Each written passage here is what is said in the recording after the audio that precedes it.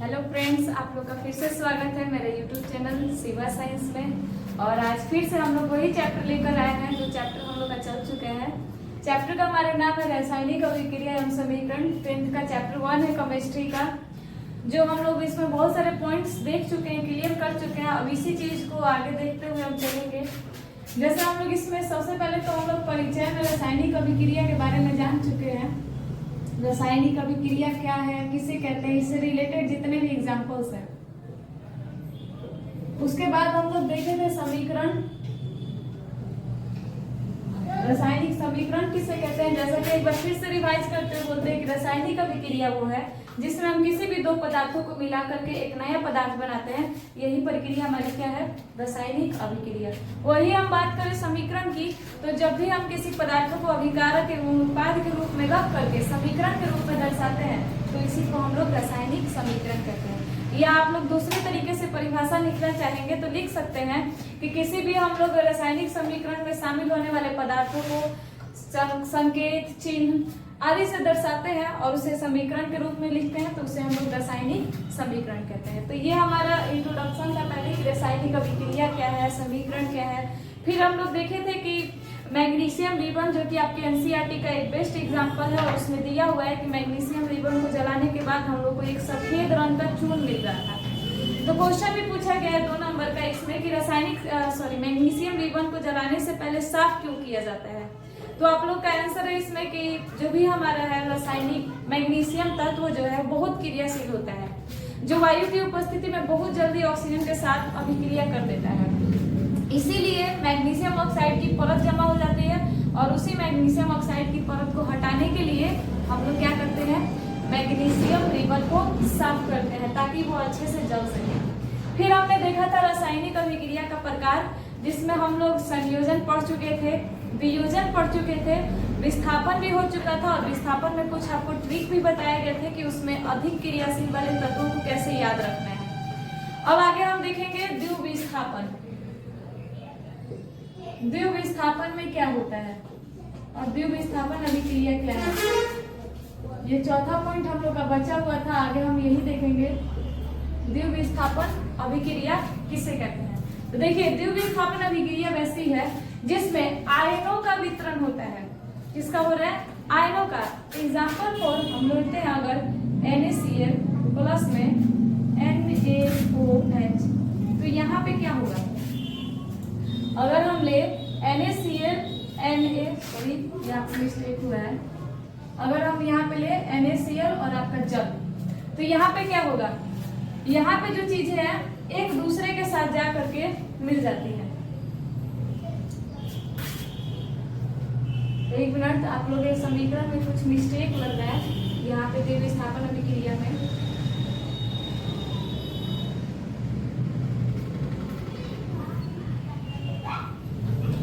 द्विविस्थापन अभिक्रिया में हम लोग एग्जाम्पल लेते हैं पहले ही वाला, NaCl प्लस में NaOH, बना के देखते हैं क्या बनता है।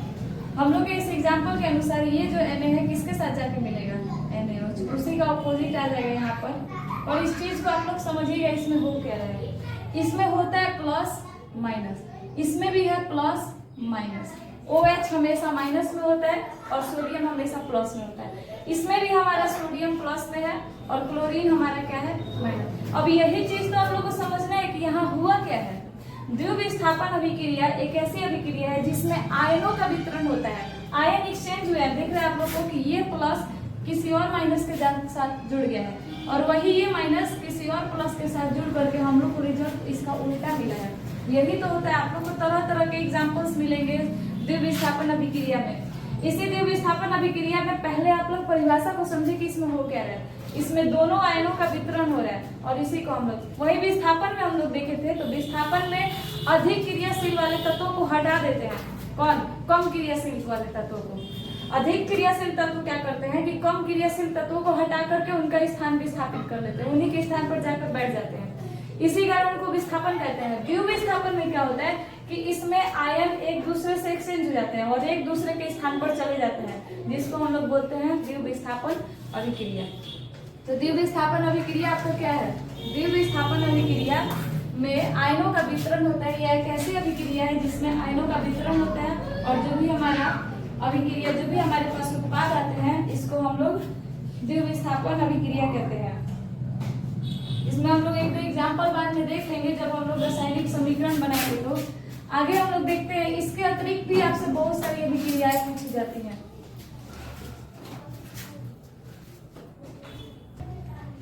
तो हम लोग देख चुके हैं द्विविस्थापन अभिक्रिया क्या है, उसके अतिरिक्त भी और सारी ये तो आपका प्रकार था। रासायनिक अभिक्रिया में मेन आपको 4 प्रकार मिलेंगे, संयोजन अभिक्रिया, वियोजन अभिक्रिया, और वही हम लोग को मिला विस्थापन अभिक्रिया, द्विविस्थापन। संयोजन अभिक्रिया कहते हैं दो पदार्थों को जोड़ करके एक पदार्थ बनाना, वो हम लोग का क्या है, संयोजन। जैसे हम H2 + O2, जब दो पदार्थों को जोड़ेंगे तो एक नया रिजल्ट हमारे पास आएगा, 2H2 होगा। तो ये क्या है, संयोजन अभिक्रिया है कि जब दो पदार्थों को, अभिकारकों को जोड़ करके जब हम उत्पाद बनाते हैं तो इसी को हम लोग संयोजन अभिक्रिया करते हैं। इसी के ऑपोजिट में वियोजन है। वियोजन में क्या किया जाएगा, जैसे CaCO3, इसको हम लोग तोड़ेंगे, ये अभिकारक है और हम लोग को तोड़ करके इसको एक एकल उत्पाद में बनाना है, इसी को हम क्या कहते हैं, वियोजन। जैसे कि हमारे पास रिजल्ट आ जाएगा CaOCO। तो आप लोग को अंतर दिख रहा होगा, दोनों में अंतर क्या है। इसमें हम दो अभिकारकों को जोड़ करके एक नया उत्पाद बना रहे हैं जिसे हम लोग संयोजन अभिक्रिया कहते हैं। वही वियोजन में हम लोग एक अभिकारक हम लोग के पास है, इसी को हम लोग तोड़ के एक नया रिजल्ट तैयार कर रहे हैं, यही हमारा क्या है, वियोजन अभिक्रिया। अगर बात करें विस्थापन की, तो विस्थापन में क्या करता है, विस्थापन कहता है कि अधिक क्रियाशील वाले तत्वों के साथ कम क्रियाशील वाले तत्व नहीं देंगे। जैसे अगर हम बात करें CuSO4Zn, तो आप लोग को जो ट्रिक लगाया गया है उस आप ट्रिक में देख सकते हैं कि Zn जो होते हैं वो अधिक क्रियाशील होते हैं, किसकी अपेक्षा में, कम क्रियाशील की अपेक्षा।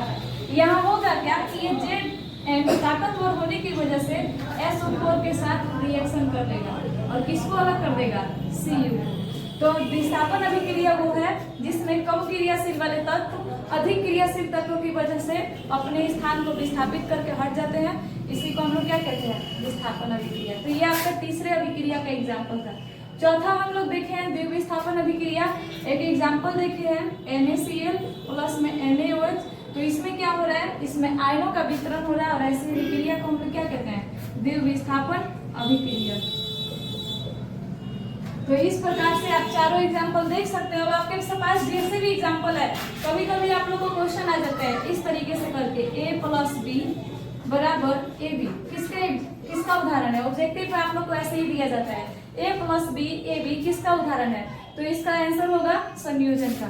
वही दे दिया जाए AB = A + B, तो ये किसका उदाहरण है, आपका वियोजन का।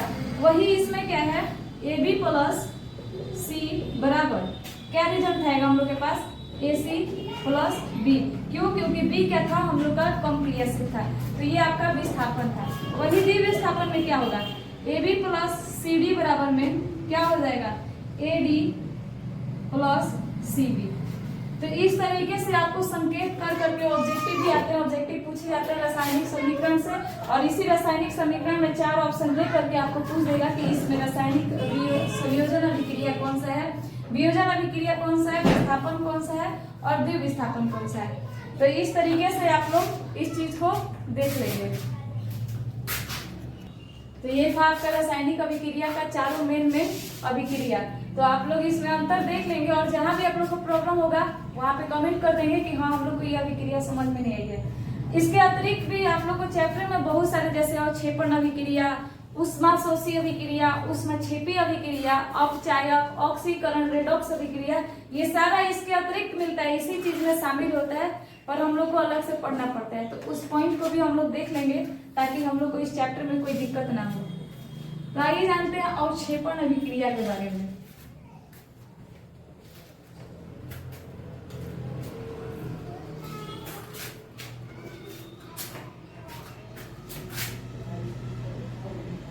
अवक्षेपण अभिक्रिया किसे कहते हैं,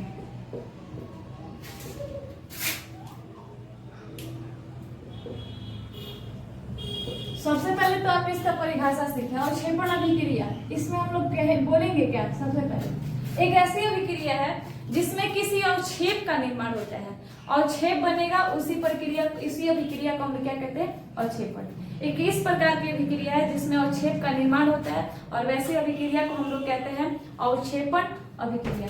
जैसे आप लोग देखे हैं कभी मिट्टी और रेत और पानी को घोला जाए तो आप लोग देखे हैं कि घोलने के पश्चात हम लोग को रेत जो है वो नीचे तली में बैठे हुए दिख जाता है। तो जैसे वो मिट्टी जो बैठा हुआ है उसी वैसे ही पदार्थ को हम लोग अवक्षेप कहते हैं। जैसे आप लोग को इसका एक एग्जांपल दिया जाए, AgNO3 प्लस में NaCl। ध्यान दीजिएगा आप लोग, ये एक जलीय विलयन के रूप में है। जलीय विलयन हम लोग उसको बोलते हैं जब किसी ठोस को विलयन में पानी में घोलते हैं।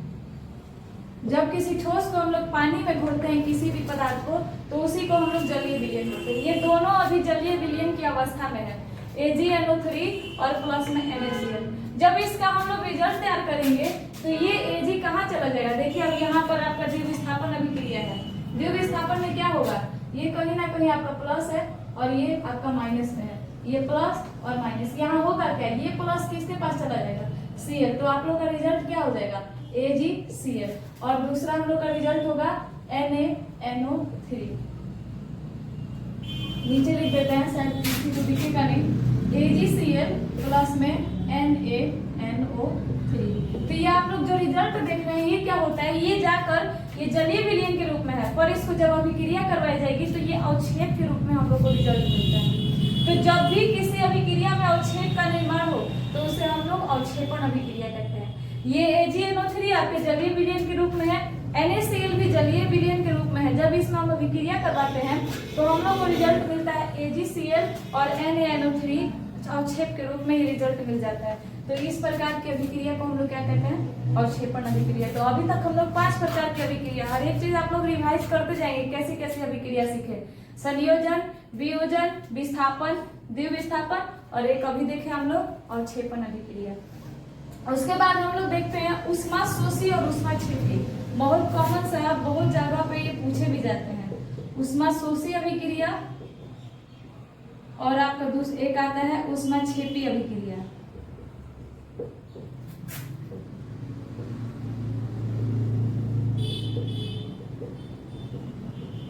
परिभाषा आप लोग सुनकर भी लिख सकते हैं, बस एग्जाम्पल आप लोग समझते जाएंगे कि इन परिभाषाओं पर कैसे एग्जाम्पल बैठाया हुआ है।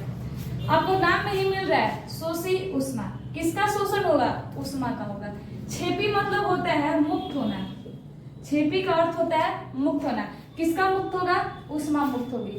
तो जब ऊष्मा का वैसी अभिक्रिया, जब किसी अभिक्रिया के दौरान अगर ऊष्मा का शोषण हो रहा है, शोषण यानी अवशोषण, कोई भी चीज, जैसे हम लोग देखे हैं कि स्पंज को जब हम पानी में डालते हैं तो पानी को वो सोख लेता है, वैसे कोई ऐसे पदार्थ जो ऊष्मा को अपनी ओर खींचेंगे, ऊष्मा को अवशोषित करेंगे। तो जब किसी अभिक्रिया के दौरान कोई पदार्थ ऊष्मा को अवशोषण करता है तो इस प्रकार की अभिक्रिया होगी ऊष्मा शोषी अभिक्रिया। उसी में ऑपोजिट क्या होगा कि कुछ ऐसे भी पदार्थ होते हैं जिसको जलाने के बाद ऊष्मा निकालते हैं। जैसे आप लोग कागज को जलाते होंगे तो आप लोगों को गर्माहट दिखती होगी, मोमबत्ती जलाते हैं तो उसमें भी आप लोगों को गर्माहट मिलती है। क्यों गर्माहट मिलती है, ऊष्मा निकलने के कारण।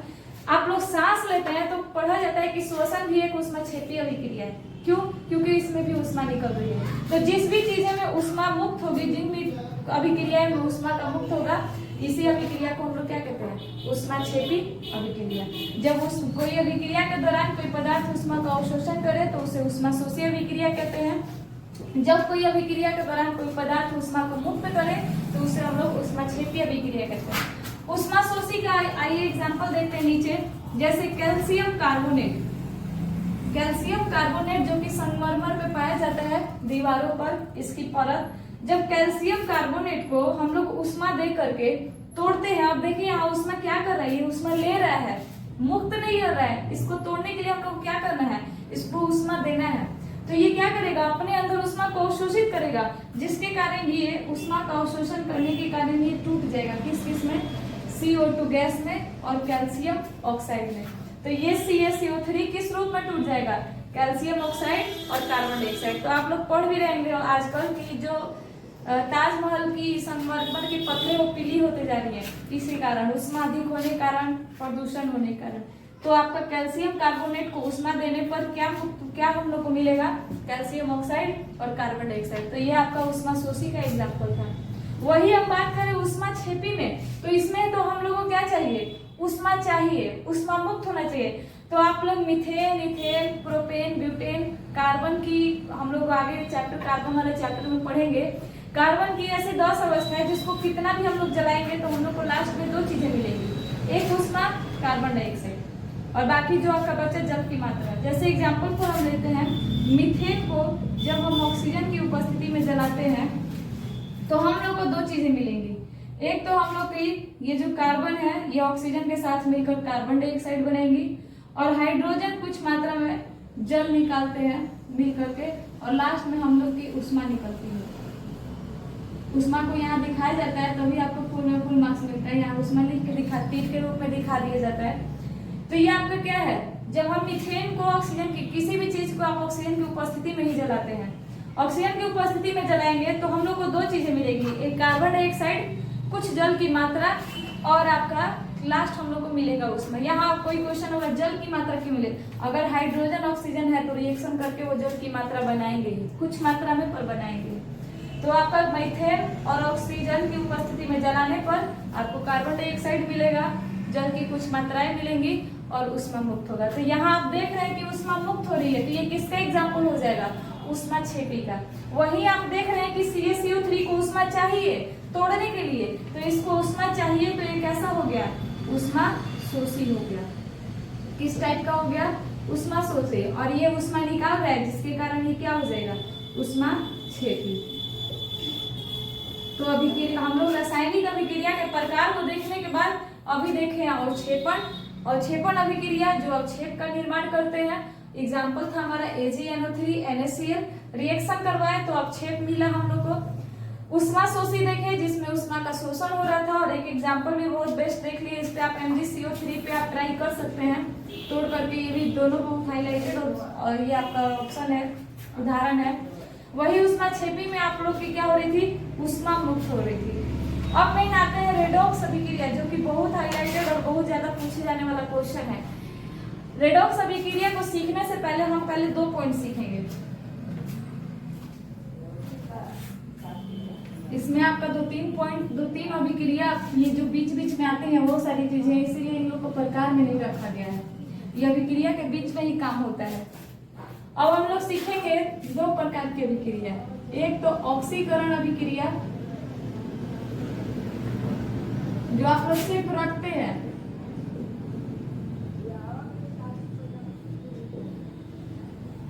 और दूसरा सीखेंगे हम लोग अपचयन अभिक्रिया।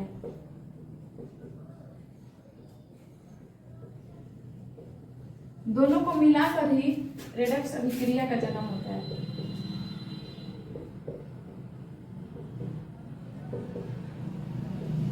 तो रेडॉक्स अभिक्रिया सीखने से पहले कोई भी हो, पहले इन दोनों अभिक्रिया को सीखे। जब ये दोनों अभिक्रिया आप लोग को समझ में आ जाएंगी तो अपने आप रेडॉक्स अभिक्रिया आ जाएगा। यानी रेडॉक्स अभिक्रिया में 2 काम होगा, पहला ऑक्सीकरण होगा, दूसरा अपचयन होगा। ऑक्सीकरण क्या है, आप लोगों को दिख रहा है ऑक्सीजन का कुछ ना कुछ शब्द आ रहा है इसमें। तो सबसे पहले इसमें ये जो अभिक्रिया है इसमें 2 खासियत आपको मिलेगी। एक तो क्या, ऑक्सीजन का योग मतलब जैसे भी अभिक्रिया होगी उसमें ऑक्सीजन जुड़ेगा। ऑक्सीकरण अभिक्रिया ऐसी है जिसमें ऑक्सीजन का योग होता है, और दूसरा इसमें इलेक्ट्रॉन का त्याग होगा। यानी 2 नियमों का पालन करें, जिस अभिक्रिया में ये 2 नियम होंगे वो कैसी अभिक्रिया, आपकी ऑक्सीकरण अभिक्रिया। क्या होगा आपका, ऑक्सीजन का योग और इलेक्ट्रॉन का त्याग। जब ऐसा काम हो तो इसी को हम क्या कहते हैं, ऑक्सीकरण अभिक्रिया। वही अपचयन अभिक्रिया का नियम है। अपचयन अभिक्रिया कहता है कि इसमें हम लोग को हाइड्रोजन का योग चाहिए, इसमें आपका ऑक्सीजन नहीं जुड़ेगा। अपचयन अभिक्रिया में किसका योग होना चाहिए, हाइड्रोजन का योग, और प्लस में यहाँ इलेक्ट्रॉन का त्याग हो रहा था तो यहाँ इलेक्ट्रॉन का ग्रहण होता है। देखिए 2 कॉमन अंतर है। कहीं भी अभिक्रिया में अगर आपको इलेक्ट्रॉन का त्याग दिख रहा है, हो सकता है आपको ऑक्सीजन का योग ना दिखे, अगर इलेक्ट्रॉन का त्याग दिख रहा है तो वो भी आपका ऑक्सीकरण अभिक्रिया ही है। अगर आपको किसी चीज में इलेक्ट्रॉन का ग्रहण दिख रहा है तो वो भी आपका अपचय अभिक्रिया। और जब दो काम में आपस में मिल जाते हैं तो उसी को हम रेडॉक्स अभिक्रिया जैसे आप लोग का ये अभी एग्जाम्पल दिखा रहे हैं सामने ही, आप लोग कभी इसमें पढ़े हैं प्लस माइनस। प्लस माइनस क्यों लगता है? प्लस लगने का मतलब इसमें इलेक्ट्रॉन का त्याग होगा, इलेक्ट्रॉन का त्याग होगा, और माइनस लगने का मतलब इलेक्ट्रॉन का ग्रहण होगा। यही होता है ना, हम लोग इसमें Na+Cl मिला करके बना देते हैं Na+Cl, जबकि इसमें दोनों काम हुआ। ये Na+ आपका क्या काम कर रहा है? ऑक्सीकरण का काम कर रहा है। वही आपका Cl यहाँ क्या कर रहा है? अपचयन का काम कर रहा है। देख रहे हैं इसमें आप लोग इलेक्ट्रॉन ग्रहण करेगा और कहीं ना कहीं ये इलेक्ट्रॉन का त्याग करेगा। जब दोनों काम मिल जाएंगे तो यहाँ पे कौन सा काम कंप्लीट हो गया? रेडॉक्स अभिक्रिया। तो ये रेडॉक्स अभिक्रिया कुछ हार्ड नहीं है, बहुत आसान चीज है। आपको सबसे मेन ऑक्सीकरण और अपचयन समझना। ऑक्सीकरण अभिक्रिया वो है जिसमें ऑक्सीजन का योग होता है, इलेक्ट्रॉन का त्याग होता है। इस प्रकार की अभिक्रिया को हम लोग ऑक्सीकरण अभिक्रिया कहते हैं। वही हम अपचयन अभिक्रिया समझें तो अपचयन अभिक्रिया में आपके हाइड्रोजन का योग होगा और इलेक्ट्रॉन का ग्रहण होगा। ये इलेक्ट्रॉन को भी लेगा और साथ में हाइड्रोजन को भी जोड़ेगा। ये दो नियम का पालन करेगा तो उसे हम अपचयन अभिक्रिया करेंगे। अगर ये ऑक्सीजन का योग करेगा, इलेक्ट्रॉन का त्याग करेगा, ये दो नियम का पालन करेगा तो इसे हम ऑक्सीकरण अभिक्रिया करेंगे। अब आप रेडॉक्स अभिक्रिया के लिए निश्चित हो जाए। इसका परिभाषा बहुत सिंपल है। रेडॉक्स अभिक्रिया एक ऐसी अभिक्रिया है जिसमें अपचयन और ऑक्सीकरण अभिक्रिया साथ साथ में पूरे होते हैं। जब भी किसी अभिक्रिया में ऑक्सीकरण और अपचयन दोनों साथ साथ में हो तो उसी को हम लोग रेडॉक्स अभिक्रिया कहते हैं। बहुत इजी सा चीज है। रेडॉक्स अभिक्रिया क्या है? जिसमें ऑक्सीकरण और अपचयन अभिक्रिया दोनों साथ साथ में संपन्न हो रही है, उसी को हम क्या कह रहे हैं? रेडॉक्स अभिक्रिया। जैसे अभी हम लोग एक एग्जांपल देखते हैं। आप लोग ये एग्जांपल देखे हैं CuO प्लस में H2, एक इसमें भी देखा जाए और एक CuO प्लस O2। यानी एक एग्जांपल हम लोग देखते हैं जहां हाइड्रोजन जुड़ेगा वो कैसा अभिक्रिया है? अपचयन अभिक्रिया। जहां ऑक्सीजन जुड़ेगा वो कैसा अभिक्रिया है? ऑक्सीकरण अभिक्रिया। यानी यहाँ दोनों का एग्जांपल हम देखें। पहले हम देखते हैं ये अपचयन अभिक्रिया, इसमें होगा क्या? कहीं ना कहीं ये Cu आपका अलग हो जाएगा।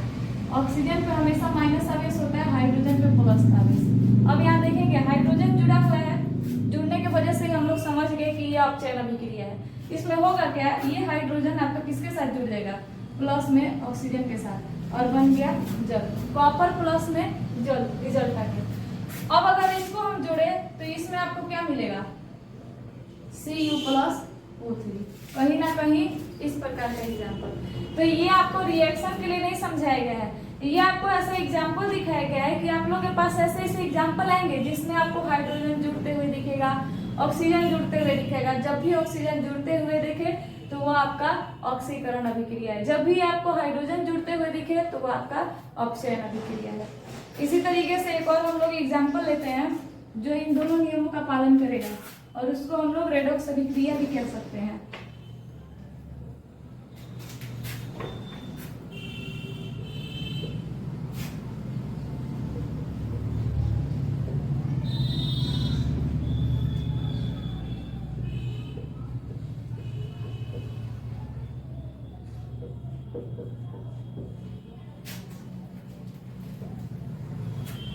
अच्छा, ये 3 और 4 हटा देते हैं, कोई बात नहीं। किसी को मिस्टेक लग रहा होगा कि क्यों 3 और 4 लगाया गया, तो इस चीज को हटा करके पहले बना देते हैं। यहाँ आपका आयरन है और किसके साथ अभिक्रिया करवाया गया है? जल के साथ। जब भी आप देखते हैं कि हम लोग पानी नमी वगैरह लग जाता है तो उस पर जंग लग जाता है, आपका जो परत बनता है जंग लग करके, रियल में ये होता है Fe3O4। इसका आप ग्रुप का नाम भी पढ़ाया जाता है। हम लोग को हेमेटाइट, मैग्नेटाइट, ये सब ग्रुप मिलता है लोहे का। तो जब भी आपका लोहा जल के साथ अभिक्रिया करता है तो इस रूप में बनाता है और उसमें हमेशा हाइड्रोजन गैस निकलते रहती है। अब बात रहा कि हम 3-4 क्यों लगाए थे, तो इसको संतुलित किया गया था। देखिए यहाँ लोहा जो आयरन है आपका 3 है, यहाँ पे भी कितना होना चाहिए? 3। वही ऑक्सीजन आपका 4 है, तो यहाँ भी ऑक्सीजन कितना होना चाहिए? 4। तो इस ऑक्सीजन को संतुलित करने के लिए हम लोग 4 लगाए हैं। आयरन को संतुलित करने के लिए हम लोग 3 लगाए हैं। और यहाँ हाइड्रोजन आपका कितना है? यहाँ 4 दूनी 8, तो यहाँ भी हम लोग को 4 लगाना पड़ेगा जिसकी वजह से। तो यहाँ आप लोगों को कुछ चीज दिख रहा है, इसमें ऑक्सीजन का भी योग है, हाइड्रोजन का भी योग है, और रिएक्शन इलेक्ट्रॉन का त्याग भी हुआ है, इलेक्ट्रॉन का ग्रहण भी हुआ है। तो ये सारा ये जो आपका एग्जाम्पल है ये आपका रेडॉक्स अभिक्रिया का एग्जाम्पल है। उस टाइम तो हम लोग ऑक्सीकरण का एग्जाम्पल देखे थे और अब चय का विरक्त, ये आपका एग्जाम्पल है रियल में रेडॉक्स अभिक्रिया का, क्योंकि इसमें आपका ऑक्सीजन और हाइड्रोजन दोनों का योग है और दोनों को तोड़ करके हम लोग समीकरण बनाए हैं। तो इस प्रकार से आज के बाद रेडॉक्स अभिक्रिया को आप लोग हार्ड लेना छोड़ दे। कितने लोग सोचते हैं कि हार्ड होता है। एक और दो शब्द आते हैं जो बच्चों को बहुत ज्यादा परेशान करते हैं, एक अपचायक और एक ऑक्सीकारक। अब अधिकतर इस चीज में पागल हो जाते हैं कि दोनों में अंतर क्या है, ऑक्सीकरण और ऑक्सीकारक में अंतर क्या है, अपचायक और अपचयन में अंतर क्या है। यहाँ पे थोड़ा अर्थ आपका बदल जाता है। जैसे आप देख रहे हैं NaCl, Na पर क्या लगा हुआ है प्लस और Cl पे माइनस। अच्छा ये बताएं Cl क्या करेगा, क्लोरीन क्या करेगा, इलेक्ट्रॉन का ग्रहण, किसके इलेक्ट्रॉन का ग्रहण करेगा, सोडियम के इलेक्ट्रॉन का। तो यहाँ जो सोडियम है आपका, सोडियम Cl का अपचयन करवा रहा है। सोडियम क्या कर रहा है, NaCl का अपचयन कर रहा है या करवा रहा है। Cl का अपचयन किसकी मदद से हो रहा है, सोडियम की मदद से हो रहा है। और जब भी कोई चीज किसी के अपचयन में काम में शामिल होगा तो उसी को हम लोग अपचायक कहते हैं।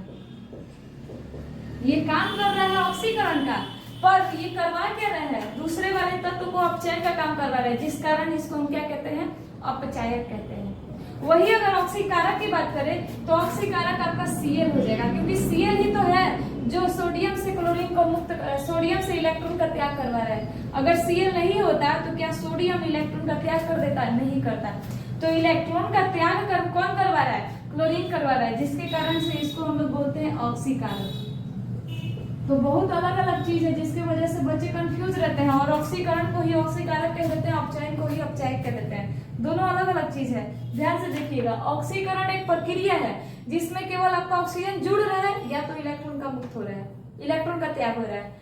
अपचयन भी आपकी एक प्रक्रिया है जिसमें या तो हाइड्रोजन जुड़ेगा या तो इलेक्ट्रॉन का ग्रहण होगा। पर अपचायक और ऑक्सीकारक एक शब्द है, जैसे आप किसी को बुलाने के लिए किसी नाम का यूज करते हैं, कोई लड़का या लड़की, वैसे ही ये कोई काम करवा रहा है तो उसको हम लोग नाम से बोध कर रहे हैं। जो अपचयन करवा रहा है उसको अपचायक, जो ऑक्सीकरण करवाने के लिए जिम्मेदार है वो उसको हम लोग ऑक्सीकारक कहते हैं। तो आप क्वेश्चन बनाइए तुरंत कि सोडियम क्या करवा रहा है, सोडियम अपचयन करवा रहा है किसका, क्लोरीन का। अगर सोडियम नहीं होता तो क्लोरीन किससे लेता है, इलेक्ट्रॉन ले लेता किसी और से भी, पर कहीं ना कहीं ये काम कौन सा कर रहा है, अपचयन का कर रहा है। और जो भी क्लोरीन को अपचयन का काम करवाने के लिए मजबूर करेंगे वही अपचायक होंगे। सोडियम को भी ऑक्सीकरण का काम करवाने के लिए मजबूर कौन कर रहा है, क्लोरीन, क्लोरीन मजबूर कर रहा है, इसीलिए हम क्लोरीन को क्या कहेंगे, ऑक्सीकरण। तो दो चार शब्द जब आप सीख जाएंगे कि ऑक्सीकरण क्या है, अपचयन क्या है, ऑक्सीकारक क्या है, अपचायक क्या है, और दोनों को तीनों चारों चीजों को मिला दे तो हमारा बन जाएगा रेडॉक्स अभिक्रिया। तो ये सब एक दूसरे से रिलेटेड है, सब एक दूसरे से रिलेशन रखते हैं। तो हम लोग बहुत सारा अभिक्रिया को अभी सीख चुके हैं और आप लोग देख भी चुके हैं। जहाँ आप लोग को दिक्कत होगी, डाउट होगी, आप लोग कमेंट जरूर करिएगा। वैसे एक बार रिवाइज कर लिया जाए कि शुरू से हम लोग सीखे क्या है। अगर इस चैप्टर की बात की जाए तो आपका ये चैप्टर अंतिम ही चल रहा है। बाकी हम लोग कुछ ट्रिक भी ऐसे बेस्ट ट्रिक देखेंगे जो आपका 11th में मजबूत कर सकता है और 10th में मजबूत कर सकता है, क्योंकि ये ऐसी चीजें केमिस्ट्री में भी आप लोग को हर साल मिलेगी। तो जब चैप्टर हम लोग स्टार्ट किए थे तो सबसे पहले तो हम लोग पहचाने थे कि रासायनिक अभिक्रिया क्या है, उसके बाद हम लोग सीखे कि रासायनिक समीकरण क्या कैसे लिखते हैं, फिर हम लोग देखे कि अभिकारक कौन है, अभिकारक को पहचाने, फिर उत्पाद को पहचाने, फिर दोनों को देखे कि लिखने का तरीका क्या होता है। बीच में हम लोग तीर के चिन्ह का निशान का यूज कर रहे थे, कहीं हम लोग प्लस लगा रहे थे, दो अभिकारकों को जोड़ने के लिए, दो उत्पादों को जोड़ने के लिए हम लोग प्लस का चिन्ह लगाते हैं। बीच में तीर क्या दर्शाता है, तीर आपका दर्शा रहा है कि इधर उत्पाद बन रहा है और इधर जो तीर का उल्टा साइड है उधर अभिकारक होता है। तो अभिकारक को हम लोग हमेशा बाएं तरफ, उत्पाद को हमेशा हम लोग दाएं तरफ। ये सारा आपका नियम किसका है, रासायनिक समीकरण को लिखने का तरीका है। तो कभी कभी क्वेश्चन पूछ दिया जाता है कि रासायनिक समीकरण को लिखने का तरीका क्या होता है, तो यही अभिकारक को बाएं तरफ हमेशा लिखा जाता है, वही उत्पाद को हम लोग दाएं तरफ लिखते हैं। अभिकारक में जोड़ने, अभी दो अभिकारकों को जोड़ने के लिए प्लस चिन्ह का प्रयोग किया जाता है, वही दो उत्पादों को जोड़ने के लिए भी हम लोग प्लस के चिन्ह का उपयोग करते हैं। तीर, जिस तरफ तीर का निशान होता है वो क्या दर्शाता है, वो दर्शा रहा है कि इधर उत्पाद बना हुआ है। तो ये आपका तरीका था। उसके बाद एक कॉमन सा क्वेश्चन था कि मैग्नीशियम रिबन को जलाने से पहले साफ क्यों करते हैं। तो ये जो तत्व है आपका बहुत तेज होता है, बहुत क्रियाशील होता है। जैसे ही आप ऑक्सीजन के खुली अवस्था में छोड़ देंगे तुरंत रिएक्शन करके एक परत बना लेगा मैग्नीशियम ऑक्साइड, जबकि आपको जलाकर भी वही चीज बनाना है। इसलिए हम लोग क्या करते हैं कि साफ करके रेगमाल की सहायता से साफ करके उस परत को पहले ही हटा देते हैं, ताकि जब हम लोग जलाए तो जलाने में कोई दिक्कत ना हो और जल्दी से मैग्नीशियम ऑक्साइड बन जाए। उसी के बाद हम लोग प्रकार देखे रासायनिक अभिक्रिया का। तो रासायनिक अभिक्रिया में सबसे पहला देखे संयोजन अभिक्रिया, फिर हम लोग सीखे वियोजन अभिक्रिया, फिर हम लोग देखे विस्थापन, उसके बाद चौथा देखे द्विविस्थापन, उसके बाद हम लोग एक्स्ट्रा को सीखे अवक्षेपण अभिक्रिया, ऊष्माशोषी अभिक्रिया, ऊष्माक्षेपी अभिक्रिया, ऑक्सीकरण अभिक्रिया, अपचयन अभिक्रिया, जिसमें आप ऑक्सीकरण अपचयन को मिला दे तो आपका बन जाता है रेडॉक्स अभिक्रिया। और रेडॉक्स अभिक्रिया में हमेशा दो शब्दों का यूज होता है, अपचायक, ऑक्सीकारक। ऑक्सीकारक, अपचायक, ये दो शब्द मिलके, ये दो प्रक्रिया मिलकर के बनाते हैं रेडॉक्स अभिक्रिया। तो ये आपके ढेर सारी अभिक्रियाएं थी जिसको आप कंप्लीट कर लेंगे तो आपको रिएक्शन करवाने में प्रॉब्लम नहीं होगी। अब बच्चों को दो चीज में प्रॉब्लम होगी, एक कि हम लोग ये 3, 4 कैसे लिखते हैं, कैसे संतुलित करते हैं, और दूसरा चीज ये दिक्कत होता है कि कहीं कहीं आप लोग देखते हैं कि लिख दिया है Cl2, तो यहाँ 2 क्यों लिखा है, Na पे प्लस है तो प्लस क्यों लगाया हुआ है, Cl पे माइनस है तो माइनस क्यों लगाया, ये सारा प्रॉब्लम आते रहता है। तो हम लोग कल के वीडियो में देख लेंगे, बाकी आप लोग इतना रिवाइज कर लीजिए और कल हम लोग सीखेंगे कि रासायनिक समीकरण को संतुलित कैसे किया जाता है।